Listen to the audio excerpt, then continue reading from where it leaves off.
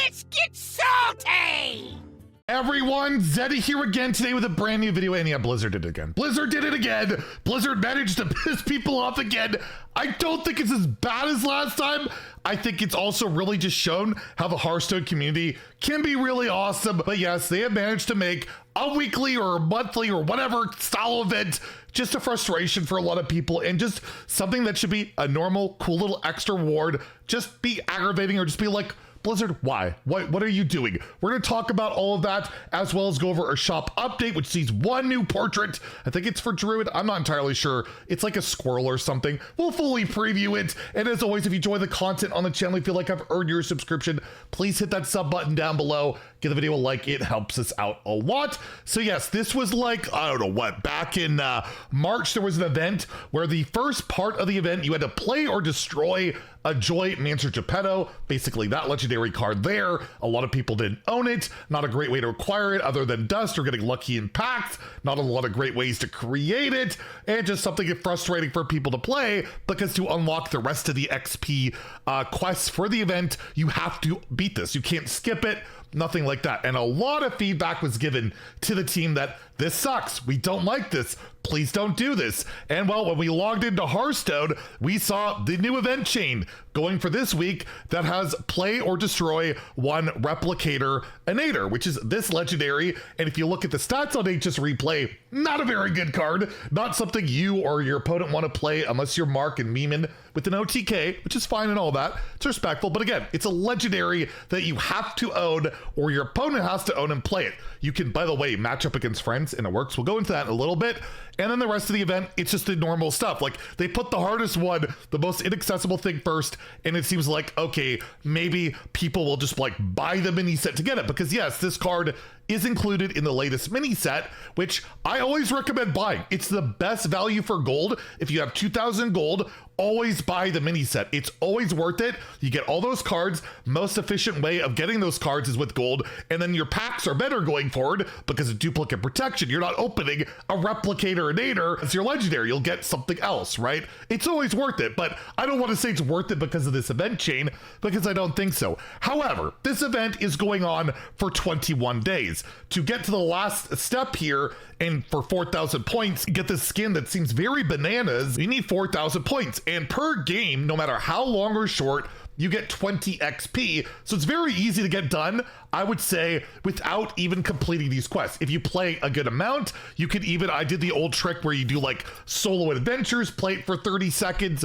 You can also do the mini game trick that I like to do just to grind XP if I'm bored, where you go in here, start the guessing mini game, and you complete it and you get 20 XP per guess, right? Like, there's a bunch of ways of going around it to getting the XP. Again, you can just play this game and you see like the card name on it and just pick the right card, complete it, and then you get it. Or you can hit like, I think just the solo adventures is probably the easiest, because you can hit restart and it works. Or you can just leave it like this, I think for like 30 seconds or something, for not very long, and then you just hit leave and get that 20 XP. So there's like ways of grinding it if you really want to. But I think just naturally play the game. If you play consistently every day, you'll get it done without completing those quests and all that. See, I got 20 XP just from that, right? Like, it's really not that difficult. So at the end of the day, it's not that hard to do, but the thing that just baffles me about it is just how bad it looks.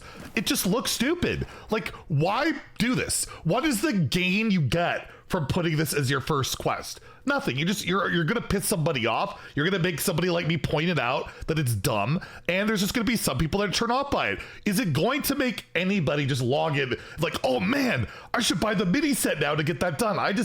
I'd be pretty surprised. So a lot of response about it with this, like Hearthstone Top Deck saying new in-game event is now live.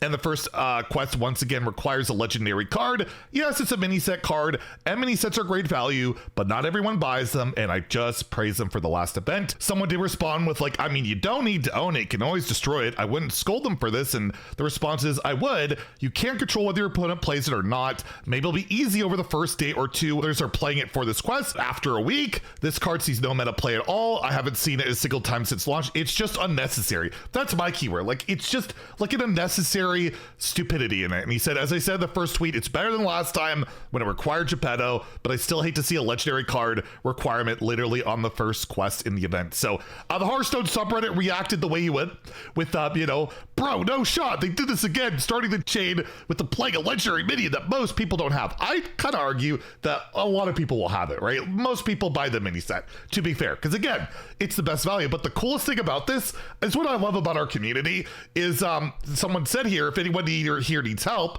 I'll help you out. Here's my friend code. And he's like overwhelmed with friend requests and like play a friend and got ridiculous hat commenting, and you got the community coming together due to Blizzard just, you know, whatever. It just feels short-sightedness, right? And it's just a lot of comments like that. There was a Twitter thread I saw. We should band together as a community to put all our Replicator and Nader in all our decks for the next week, just to help those who don't own the card to complete this quest. I want to see everyone doing their part. So really cool. And yeah, people just throwing out suggestions out there. Like you could have Paparazzi. You can discover it with Gorilla Bot. There's other ways to discover the card, right? Like it's not as hard to discover as Geppetto. So there's workarounds. I don't think it's the biggest rage thing in the world, but it just looks bad. And while we're waiting, you know, we're supposed to get patch 29.4.2. We're getting Molten Giant, Thirsty Drifter, Showdown all nerfed. That's what we're going to find out about the weekly quest update. Imagine that announcement. The weekly quests are still crap. It's just all going to compound and look really bad. So we should find out about the weekly quest updates with that patch, which we're expecting tomorrow. So stay tuned for the patch notes. I'll give my opinion on whatever that update is. I feel like it's got to be something good because, yeah, I'm at the point where they keep pulling these stupid unnecessary moves that I even tweeted out. If the weekly quest update's not good enough, I am done buying any cosmetic in the game going forward until they actually get their crap together. How many tries can they get before, you know, you just stop feeding the money for absolutely no reason? So I'm going to stick to that. If the weekly quest update is garbage, when we get the patch notes likely tomorrow, then yeah, I guess no more getting all the portraits, no more getting all the diamonds. But you know what? My wallet really won't mind it. And I'm kind of getting sick of just the way they have been. So let's hope the weekly quest update's good, or my wallet is hoping that it'll be bad. So I just stop buying this stupid crap. Speaking of buying stupid crap, there was a shop update today, as it is Tuesday. Pretty much every Tuesday I feel like something changes, and they did add a couple new bundles, of which I think only one, even it's hard to justify buying any of them, but I think one would be okay if you're looking to spend that much money on Hearthstone. They added the Tavern Special, I believe. You get 3 legendaries, 75 Whizbang packs for $75 Canadian, 60 USD. It's like the first pre-order basically, but a bit more stuff that you would get for Whizbang. It gets you pretty much, I would say, most of Whizbang's workshop through this bundle, but it's a full price game. That's a full price game. If that is some kind of money you're looking to spend in Hearthstone, this is the best style of bundle you can get. They also added the Bob's Bargain for Wild. Never buy it. Wild cards, absolutely never worth it. It's the same price. You get 15 more wild packs. Not worth it at all. Just don't ever buy wild packs unless you just, for some reason, really want wild cards, but they're so bad on average, and you can't even get any current standard cards in those bundles. But overall, it's an absurd amount of money, even for like a good amount of the collection. I just thought I'd throw that out there because usually it's been a lot of these golden bundles that I can never recommend anyone to buy, and like the signature bundles they add every time, I don't even mention them because they're complete ripoff. Like, yeah, I'm gonna spend almost the same amount. You could get 70 plus packs, 3 legendaries, or for about the same price, 1 signature and 5 packs. Like, it's crazy to me. So can never recommend the signatures. And then we have the brand new portrait in here, the Rabbit Faelin bundle, a Druid portrait. It's a bunny. Yep, it's a bunny. It comes with 5 Druid packs, costs $10 USD, 1250 Canadian, 1,000 runestones, and it sounds and looks like this. Faelin versus Malfurion.